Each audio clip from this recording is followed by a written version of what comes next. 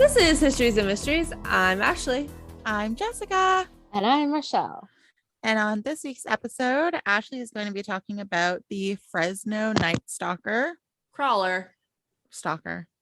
He doesn't stalk anybody. I don't care. I mean, like, if you looked at it, you wouldn't call it the Stalker. He's very cute. And Richelle. And Richelle is going to be talking about the Bell Witch. Yeah. Which I'm super I'm really excited bad for. at these openings. Fired. I am fired. Yeah, so mine's really, really short, but I really want to do the Fresno Night Crawler. So Jessica and I are in a Facebook group for this other podcast we listen to, and someone posted this really funny picture of the Fresno Night Crawler, of like the Fresno Night Crawler with like a real nice booty, and it's really cute. I was like, I want to do this. I didn't look at that yet because I was at work when you sent everything. Yeah, so I was like, I want to do this one. And when you asked if anybody had done the Fresno Night Crawler, I was thinking like it was a serial killer. Oh no, it's a cryptid. Oh, look at his booty. I know, he got good booty. We'll post that picture as one of our what a cutie episode pictures. But yeah, he's really cute. A cutie patootie with a nice booty. Yeah, but there's not a ton of information on him, so he's so cute. He has no torso. Kind of, yeah. He's got legs for days. All legs. But I got my information from cryptidfandom.com and Ranker Graveyard Shift. Ooh. So the Fresno Night Crawler. One headline I read said, is it a haunted pair of pants? An alien? A ghost? But what is our sweet little Fresno Night Crawler? He's adorable. He's so cute. He or she, we don't know, but I'll probably refer to it as a he a lot just because that's my default for like little cute things. I don't know why, but it is. Yeah, he's a little drag star. He's so cute. And you may have seen the video, and I saw this video a couple years ago of the security footage that they found of it. It moves weirdly. And it's eerie, but it's also really cute. And he kind of looks like Gumby. Do you guys remember Gumby? Oh, yeah. No. Like if Gumby had no arms. Gumby's that like flat green guy. Yeah. And he had pony. Jessica, your childhood. Your childhood. Geriatric. So apparently this creature was first seen in the 1990s, but it didn't really make a splash until 2007 in Fresno, California. This is because a man named Jose decided to put a security camera above his garage because every night his dogs were barking and the poor man needed sleep. And he's like, what the hell are they barking at? So he put up this camera and the footage he found was startling. Ooh. He called the police because he didn't know what else to do. And it was at this point that the media got a hold of the footage and it blew up. He was also seen one other time in Yosemite National Park, which is also in California. And there's one guy that claims to have seen him in Poland too. And our little creature's on video both times. One video from Yosemite was a security camera footage. And in it, there's two creatures. One is a little bit taller and then one is really small. And you can kind of see the feet of them, as well as like some sort of webbing connecting from the knees to the upper body. And they do seem to travel in twos. Most sightings of them, there's a large one and a small one. So people think like, oh, maybe it's the child with the adult, or maybe it's like a difference in the sexes, or maybe it's like a dominance thing. But either way, there's a bigger one and then a little teeny tiny one. That was really cute. Oh, it's just a little pal. Yeah. There's also another creature called the camel area creature who, I'm sorry, the caramel area creature, who they think is the same type of creature, except this one is 7 feet tall and gray, and our little Fresno Night Crawler is white, or like some kind of white color. But the caramel area creature was seen by a former Marine and his wife. And he said, quote, "We recently bought a place in the Fort Hill area. We first noticed after about 30 days of living here that we suddenly have a perfect circle that stays fresh green no matter what weather in our front yard. On Friday night, the 12th, we were driving home after turning on Carmel Road, which leads to our road. We went around the curve by the Carmel Church and then up a small incline, and approximately 10 feet over the incline and in front of our truck, the alien or creature ran across the road and into the woods. Oh, I don't like that. Yeah. And this one doesn't seem as cute because, like I said, he's about 7 feet tall and kind of sounds more like Slender Man to me. Ew. But he was mentioned in connection with the Fresno Night Crawler, but the Fresno Night Crawler is cute. So I don't know. Yeah, that's It literally gross. just looks like a pair of flowy pants. Yeah. Watching the You know what he reminds me of is Harry Styles, because he has those like really tall overalls that like go up to his chest. yeah. Like, guys, we figured out it was just Harry Styles. oh, yeah. So there are some explanations for what this is. Some people think it's an alien. Some people think it's like a new species, possibly some kind of primate with short arms. Some people have said a misidentified deer standing up, which I don't. The way you watch it on video, that doesn't look right to me. Pants and a puppet or like a wire type thing. A bird walking like a crane. Or a person wearing big pants and walking on stilts, which also doesn't make sense to me because it's not that tall. It just kind of sounds creepy like that. Yeah. So one of the theories is aliens, but they don't really look like any alien we've ever seen before. No. But people who study this video say that the creatures are too small and move too awkwardly to be human, which same. Yeah. There are also those who question, like, why would they be here? Because they haven't interacted with humans at all. We only have them on these security camera videos. So if they are aliens, why are they here? They're not trying to like take anything or do anything. And so they thought, well, maybe they're just here studying humans. Maybe they're like the researchers of their planet. They're just living their lives. Fuck off. Hanging out. Yeah, let them be. Another theory, which I personally really like, I don't think it's necessarily true, but I like it, is actually an indigenous people's folklore. It said that these creatures have been here even before humans, and they have these long legs to get through swamps and bogs because they mainly live in swampy areas. And it said that they're supposed to help reconnect humans with the natural world, being some kind of like peaceful bridge between humans and like nature and that kind of thing. I like that one. That's very sweet. That's very nice. Yeah. Another thought is that it may be ghosts. So apparently if you look really closely, it looks as though they're possibly wearing pants.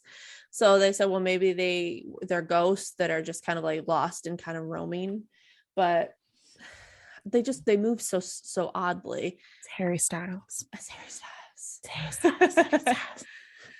So I don't know what they could be, but fun fact, have you guys ever heard of the show Fact or Faked? No. It's a really cool show where they take like different videos and stuff like that, and they try and recreate it to see if like someone could fake it or if it's more likely to be a realistic video. And they tried to recreate this one, and they decided that it was a fact. They could not recreate it in the same way it was, in the same way it looked. And they decided that they did not think that this was fake or a hoax. Ooh, that's cool. Yeah. So if you guys get the chance, go out there and Google Fresno Night Crawler and watch the video. They're just kind of like walking through the woods. They're real cute. I like them a lot. And if you're listening, Fresno Night Crawler, I'm a big fan. And that's my story. Ah, I liked it. I like it. That's very cute. Anyways, so that's my story. So now, after my really cute, adorable story, let's have Richelle bring us down with the Bell Witch. No. Sure. Is it? I don't 100% remember the Bell Witch, but is it creepy? Yeah. Yeah. Okay, I'm excited. It's basically what the Blair Witch Project was based off of. I was gonna ask. Oh. I thought that was basically what it was. I watched the Blair Witch Project for the first time last year. Really? What were your thoughts? I didn't like it. I thought it was kind Yeah, of it lame. was stupid. But I think for Yeah. the time when it came out and that people weren't 100% sure that it wasn't real, I could see where it'd be scary. That's the thing now. It's like so common to have movies be like found footage, Yeah. especially scary movies. Yeah. I just don't like the shaky footage. Yeah, that's tough to get around. Yeah. Okay.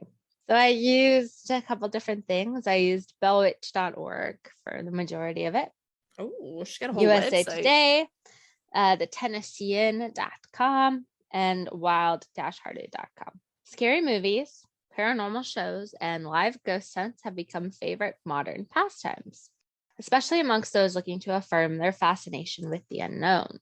Despite the frights and thrills such movies and events bring about, people want something more and different, something that intrigues them, something they can focus on and give intelligent thought to. Enter well-documented, well-researched historical hauntings, where serious, unbiased researchers pave the way for learning so that people can draw their own conclusions. The legend of the Bell Witch centers on the John Bell family of Red River, Tennessee, now Adams, Tennessee, and the spiritual hauntings they endured between the years 1817 and 1821. Oh, yeah. Okay. It's all coming back to me. Yeah. Okay. It's not to me, but that's old. Unlike many films and ghost stories in the early 1800s, Tennessee haunting involved real people and places. No one has yet to solve it or even come close. These distinctions led Dr. Nandor Fodor, a noted lawyer turned parapsychologist, to call the legend America's greatest ghost story. Ooh. Fast forward 200 years and the Bell Witch legend is still making waves. There are numerous Bell Witch books, several Bell Witch movies and documentaries, and there are always several more in the works. Regardless of whether the case's origins was spiritual or human, it remains an epic, classic American haunting and a whodunit mystery like no other. Oh. In the early 1800s, John Bell moved his family from North Carolina to the Red River bottomland in Robertson County, Tennessee, settling in Red River Community, which later became the present-day Adams, Tennessee. Bell purchased some land and a large house for his family.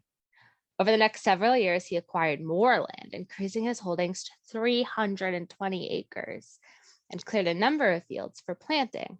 He also became elder of the Red River Baptist Church. Oh, Jessica's people. John and his wife, Lucy Bell, had 3 more children after moving to Tennessee.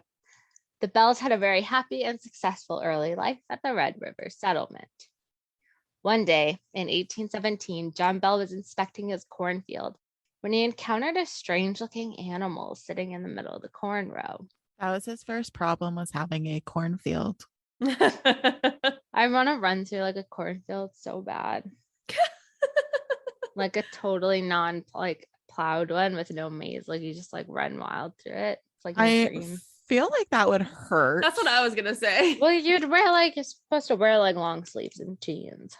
And a helmet. Yeah, I still feel like you smacked in the head with a corn cob. That'd be painful. We used to live across from a cornfield and it was did too. creepy. Shocked by the appearance of this animal, which had the body of a dog and the head of a rabbit, Bell shot several times. The animal vanished. This was the first documented manifestation of the entity. Bell thought nothing more of the incident, at least not until after dinner. That evening, the family began hearing beating sounds on the outside walls of their log home. The mysterious sounds continued with increased frequency and force each night. Bell and his sons often hurried outside to catch the culprit, but always returned empty-handed. In the weeks that followed, the Bell children began waking up frightened, complaining that rats were gnawing at their bedposts. Ooh. Not long after that, the children began complaining of having their bed covers pulled from them and their pillows tossed onto the floor by a seemingly invisible entity. As time went on, the Bells began hearing faint, whispering voices, which were too weak to understand, but sounded like a feeble old woman singing hymns. The encounters escalated, and the Bell's youngest daughter, Betsy Bell, began experiencing brutal encounters with the invisible entity. It would pull her hair and slap her relentlessly, often leaving welts and handprints on her face and body. The disturbances about which John Bell had vowed his family to keep secret finally escalated to the point that he shared his family trouble with his closest friend and neighbor, James Johnston. Skeptical at first, Johnston and his wife spent the night at the Bell home. Things began peacefully, but once they retired for the evening, they were subjected to the same terrifying disturbances that the Bells had been experiencing. After their bed covers were yanked off and James was slapped, he sprang out of the bed exclaiming, "In the name of the Lord, who are you and what do you want?" The entity did not respond. The rest of the night was peaceful. Oh. The next morning, Mr. Johnston explained to the Bells that the culprit was likely an evil spirit, the kind that the Bible talks about. The entity's voice strengthened over time, and it became loud and unmistakable. It sang hymns, quoted scripture, carried on intelligent conversation, and once even quoted word for word 2 sermons that were preached at the same time on the same day. Ooh. Hold on, Dustin just turned a movie on really loud.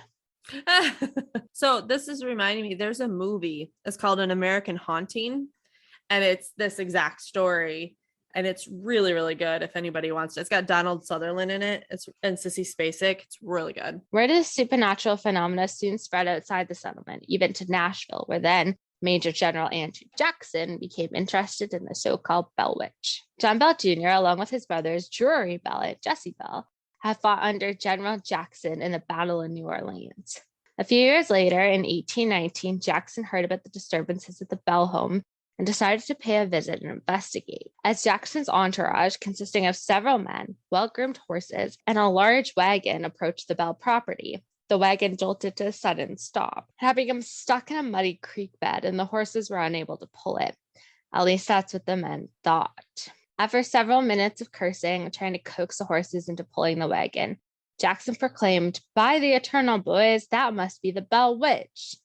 Then suddenly a disembodied female voice told Jackson they could proceed and that she would see them again later that evening. They were able to proceed across the property, up the lane, and to the Bell home.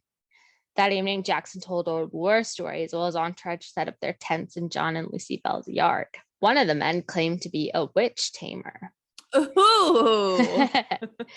After several uneventful hours, he pulled out a shiny pistol, proclaimed that its silver bullet would kill any spirit that it came into contact with. He went on to say that the reason nothing had happened to them was because whatever had been haunting the Bells was scared of his silver bullet. Oh, I'm sure. Immediately, the man screamed and began jerking his body in different directions, complaining that he was being stuck with pins and beaten severely. A strong, swift kick to the man's posterior region, his butt, from an invisible foot sent him out the front door. Angry, the entity spoke up and announced that there was yet another fraud in Jackson's party and that she would identify him the following evening. Oh. Now terrified, Jackson's men begged to leave the Bell farm.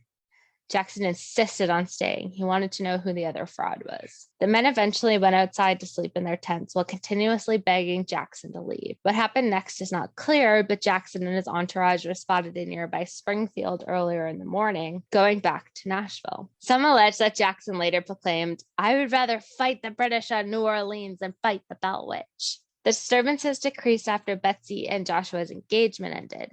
The entity to continue expressed disdain for John Bell, relentlessly vowing to kill him. Bell had been experiencing episodes of twitching in his face and difficulty swallowing for almost a year, and the malady grew worse with time. By the fall of 1812, his declining health had confined him to the house. The malicious entity continuously removed his shoes when he tried to walk and slapped his... What a jerk entity. and slapped his face when he recovered from his numerous seizures. Her shrill voice was heard all over the farm, cursing and chastising old Jack Bell, the nickname she had given him. "And I take your shoes, old Jack Bell." John Bell took his last breath on the morning of December 20th, 1820, after slipping into a coma a day earlier. Immediately after his death, his family found a vial of strange black liquid in the cupboard. Ooh. John Jr. sprinkled 2 drops on the cat's tongue. The cat jumped up into the air, rolled over in midair, and was dead when it hit the floor. Oh, poor kitty. The entity then exclaimed, "I gave old Jack a big dose of that last night, which fixed him." John Jr. tossed a mysterious vial into the fireplace and burst into a bright blue flame and shot up the chimney. John Bell's funeral was one of the largest ever held in Robertson County, Tennessee. People attended from miles away, and 3 preachers, 2 Methodists and 1 Baptist, eulogized him. As the crowd of mourners began leaving the graveyard, the Bell Witch entity laughed, sang a song about a bottle of brandy. Her fervent singing didn't stop until the last mourner had left the graveyard. The entity's presence was almost non-existent after John Bell's demise, as though it had fulfilled its purpose. Over time, Betsy Bell became interested in Joshua Gardner, a young man who lived nearby. With the blessing of their parents, they decided to marry. Everyone was happy about their engagement. Well, almost everyone. The evil, mysterious entity became furious and repeatedly ordered Betsy not to marry Joshua. Mind your business, Bell Witch. Betsy and Joshua's former school teacher, Professor Richard Powell, had been noticeably interested in Betsy for some time and had expressed interest in marrying her when she became older. By some accounts, Powell, who was 11 years Betsy's senior, was a student of the occult, ventriloquism, a mathematical genius, and well-versed in horticulture and geology. He was secretly married to a woman in nearby Nashville, Esther Scott, during the time he lived and taught at Red River, and expressed his unwavering fondness for Betsy Bell. According to early accounts, Powell politely expressed his disappointment with Betsy's engagement to Joshua and wished her a long and prosperous marriage. Betsy and Joshua could not go to the river, the fields, or the cave to play without the entity nagging them. The constant pressure was more than Betsy Bell could handle, and at Easter Monday of 1821, she met Joshua at the river and broke off the engagement. Aww. In April of 1821, shortly after Betsy Bell had broken off her engagement, the entity visited John Bell's widow, Lucy Bell, and told her that it was leaving, but it would return in 7 years. The entity returned in 1828 as promised. Ew. Most of the return visits centered on John Bell Jr., with whom the entity discussed the origin of life, civilizations, Christianity, and the need for a major spiritual reawakening. Of particular significance were its predictions of the Civil War and other major events, some of which she missed. So she was like pretty civil with him and like chill. Yeah, just like down for a chat. But then with the dad, she like tortured him. Okay. The entity bade farewell after 3 weeks, promising to visit John Bell's most direct descendant in 107 years. The year would be 1935, and the closest living descendant at the time was Nashville physician Dr. Charles Bailey Bell, a neurologist and John Bell Sr.'s great-grandson. In 1934, Dr. Bell published a book about the Bell Witch, likely to raise awareness of the spirit's impending return. The book contains the first ever account of the alleged conferences between the entity and John Bell Jr. in 1828. The author's father, Dr. Joel Thomas Bell, had allegedly taken notes during the conferences, and upon his death passed him down to Dr. Charles Bailey Bell. Dr. Bell published no follow-up to his 1934 book because he died in 1945 and is buried at Bellwood Cemetery in Adams, Tennessee. That's rude, leaving us with a cliffhanger. I know. I know. Did the Bell Witch return in 1935 as promised? Some say she did not, or that if she did, they were not aware of it. But many say she never left to begin with. The entity that tormented the Bell family in the Red River settlement almost 200 years ago is often blamed for unexplainable manifestations that occur near the old Bell farm today. The faint sound of people talking and children playing can sometimes be heard in the area, and it's not uncommon to see candlelights dance through the fields late at night. Photography is especially difficult. Some pictures taken in the area show mist, orbs of light, and other phenomena, including human-like figures who were not present when the pictures were taken. Could these phenomena be related to the haunting of John Bell's family? The cause of the Bell family's torment 200 years ago, along with today's continued phenomena in the area, although to a lesser extent, remain a mystery. Numerous theories have been put forth, but all have been debunked. However, most researchers agree that something had to have caused the incidents in Red River in the early 1800s that gave rise to the Bell Witch legend as we know it today. A Mississippi clairvoyant featured on A&E's 5-part series, Cursed the Bell Witch, is claiming to know the real story behind the nearly 200-year-old tale, and she says she got it directly from Betsy Bell, who, according to the legend, was tortured for years by an unseen force on her family's farm. This is a quote. "Some people will not agree with me, and that's okay. but I gave Betsy Bell a voice to say what really happened, said Sarah Delaney Pugh, better known as Angel Leah Clairvoyant from Leakesville. MISS is Mississippi. Yep. As a Christian, when I was told could be that Missouri. Missouri? Could be Mississippi. You said it's MISS is what they abbreviated it? Yeah. Yeah, that's not like an actual state abbreviation, so it could be Mississippi or Missouri. I thought that Missouri was like MOU or MO. Or Well, is that Montana? No, so state abbreviations only have 2 letters, so MISS is just like them just not spelling out the whole state. Yeah. Okay. Weird. Okay. Yeah. As a Christian, when I was told that this could be something evil, it scared me. I had to really pray about it. But once I talked to Betsy, I wanted to help as much as I could. For many years, she was buried and couldn't tell the truth.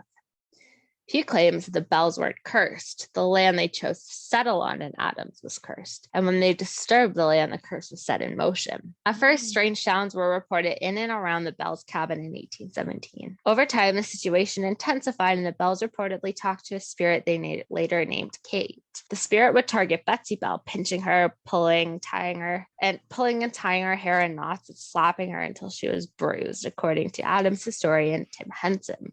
That's rude. Yeah. The abuse continued until the year after Betsy Bell's father, John, died in 1820 at about age 70. The spirit took credit for his death, saying she poisoned him. But Pugh says the spirit that tortured Betsy Bell and the rest of her family, even their slaves on that pioneer farm nearly 200 years ago, wasn't responsible for John Bell's death. A slave killed John Bell, poisoning him because he could not protect Betsy. Then 11 from another family member who could not protect Betsy, who was 11, from another family member who was sexually abusing her, Pugh said. I had to give this girl a voice, she said. We had to bring the story to light. We couldn't keep sweeping it under the rug. For Bob Bell, the fifth great grandson of John Bell and a lifelong Robertson County resident, Pugh's story makes sense. She blew me away, he said. For someone who doesn't know anything about the history or hasn't studied it at all, she pretty much nailed it. Earlier this summer, Bell, 52, said he and Adams historian Tim Henson took Clifton and Pugh on a tour of places in Adams central to the Bell Witch legend. At each site, Pugh would scribble in her notebook, and at the end of the day, she had listed the names of everyone in the Bell family. She came up with facts that both men later said she couldn't have known. I'm thoroughly convinced she has a gift that I don't have, Bell said. She's the real deal. A lot of the family isn't going to like it because of the molestation part of it.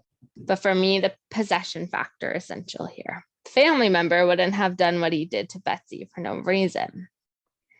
It's a whole different version than the story I grew up with, but everything she wrote down had some fact to it. That story has as much right to be written as the original book, whether it's true or not. Who knows? Since science may finally unravel the centuries-old paranormal tale of the Bell family haunting, a story that's captured the imagination of area residents and Hollywood executives alike for more than 200 years. Austin P. State University's Dr. Megan Mann. Austin P. State University. Do you know where that is, Ashley? Probably Texas. Yeah, I would, but I don't never heard of Austin P.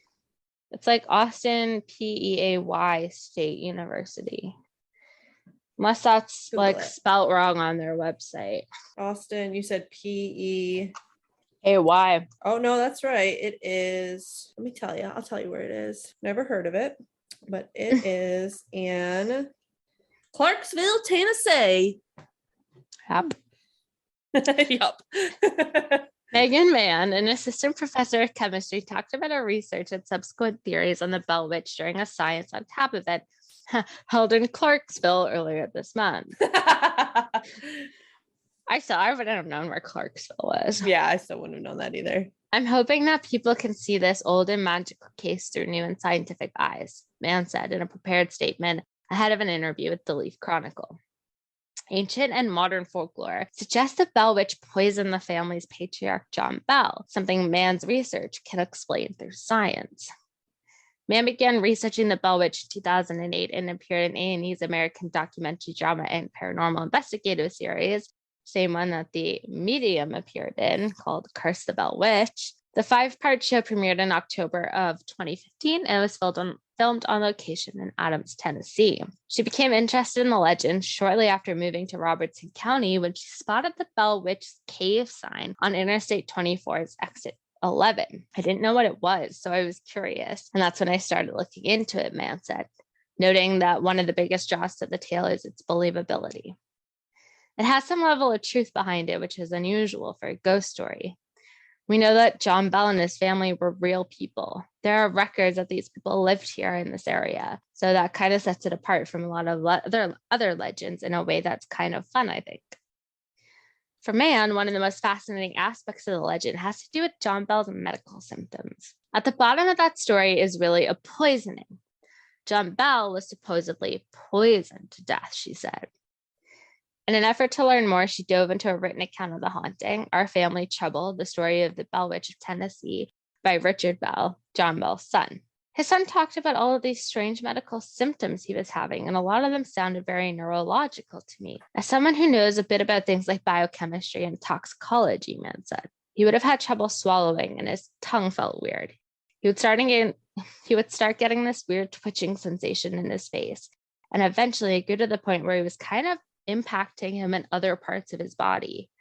And if that happened to someone now and you went to your doctor, they would send you to a neurologist. Even if John Bell's medical ailments could be explained, the fantastical events are less easily understood.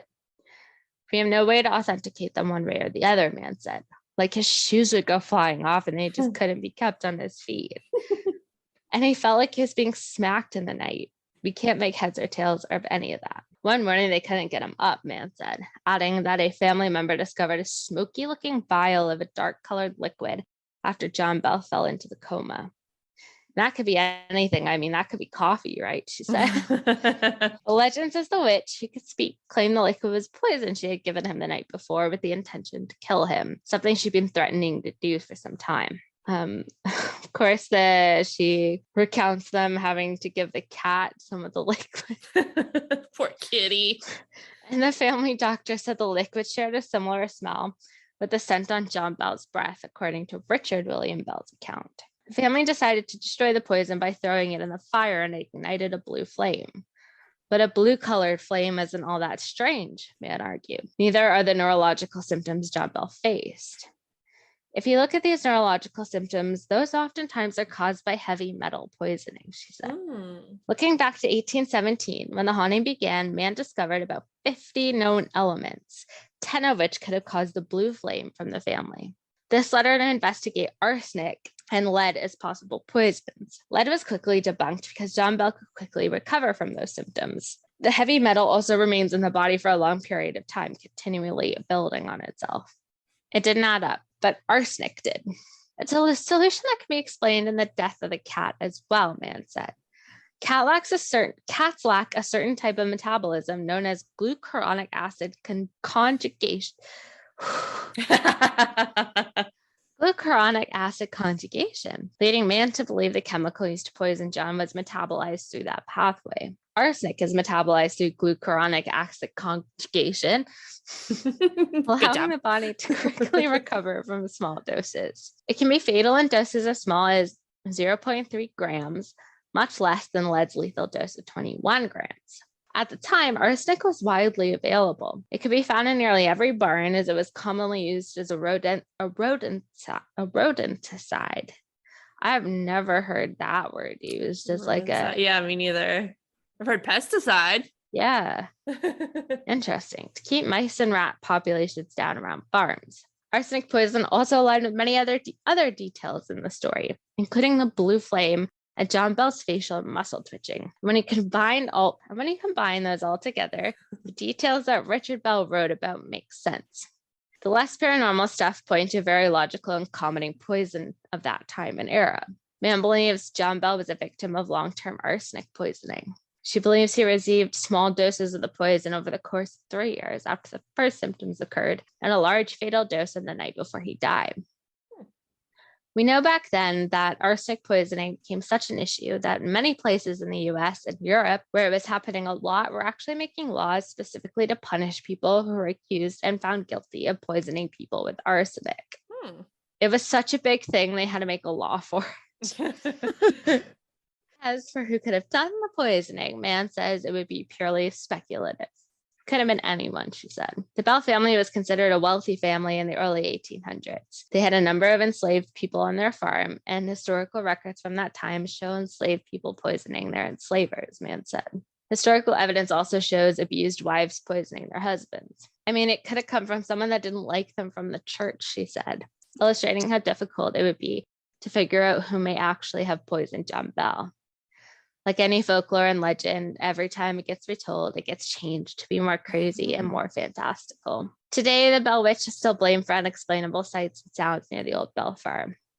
While the original farmhouse has long been gone, you could explore a recreation of the family's cabin and take tours of the Bell Witch Cave, where historians and ghost chasers alike have captured creepy recordings and photographs. When visiting, you have the option of a tour through the cave, the cabin, or both. The bluff above the entrance to the cave is an old ancient Native American burial ground. The previous owners of the land had an archaeologist come out from Nashville, and they estimated the graves to be somewhere between 3,000 and 5,000 years old. Wow. They were buried sitting straight up in the ground facing east, and this is how they were able to determine the time period.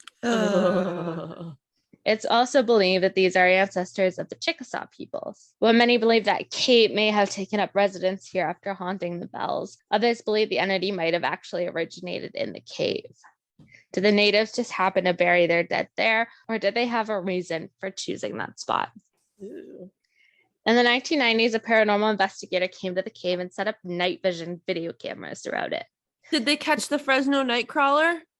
Imagine. Like in the corner. Like, why are you after me? I'm nice. He picked up something on camera that cannot be explained. He took it to the experts, and some believe that it could have been a vortex or a porthole, basically a spiritual doorway. Ooh. Whatever it was showed up and was gone in 3/100ths of a second. Oh, wow. So did the Chickasaw natives coincidentally bury their dead here, or did they know this portal existed and wanted their loved ones to be closer to the spiritual world? Maybe we'll never really know where the entity came from, and it will forever remain a mystery. Ooh. That is the story of the Bell Witch. Well, I have to say that had I been there, none of that would have ever happened to me, because that first entity that showed up with the dog head, instead of shooting at it, I would have tried to have pet it, and then it would have left me alone. Or it would have eaten Or you would have you. died right there. Exactly. Oh yeah, or I would have died right then and there, and none of that would have happened. Oh my goodness. What's scarier, a dog head on a rabbit body or a rabbit head on a dog body? Dog head on a rabbit body, because it's so much bigger than the rabbit. Yeah, I think a rabbit head and a dog body would be funny looking. Yeah. Just like a little hand. But I think a dog head would just not be like anatomically correct. It would like have to drag its head. There's no way to be able to Yeah. hold that. I mean, I guess you could have a chihuahua head. Did you guys ever watch like the first Scooby-Doo movie, like the live action one? So like at the end with Scrappy, when he got all big and his head was like really big before his body caught up with him, and he was like dragging his head on the ground. That kind of reminds me of what that would be like. Yeah. Do we have any jokes? Yes. Yeah. A man walked into his house and was delighted when he found imps. Oh, you broke Well, that up. would have been a great joke if we heard any of it. Yeah, you broke up. We heard a man walked into a. Oh man. A man walked into his house and he was delighted when he discovered that someone had stolen all of his lamps. Rest in peace, boiled water. You will be missed. Those are great. I told my doctor that I had broken my arm in 2 places. He told me to stop going to those places. Want to hear 2 short jokes and a long joke? Joke. Oh. Oh, well, those were excellent. And if you want more of us lovely ladies, you can find us on Facebook and Instagram. If you'd like to rate and review us, we would really appreciate it. You can do that on Spotify and Apple Podcasts. Yeah, and if you've ever seen a thing in the woods. A Fresno Night Crawler. That was from the last episode. What? No, that was this episode. No, it's just this one. Was it? Yeah. Yeah. Oh. We're like half recording one episode and then recording a full episode, so I'm going to be gone next week. So Jessica just got confused where we were. I'm also so tired. I apologize. I don't care what week it is. I'm going to ask every week if you've seen something in the woods now. Yep. Oh, goodness. Well, on that note, we look forward to bringing you 2 new stories next week. Bye. Bye.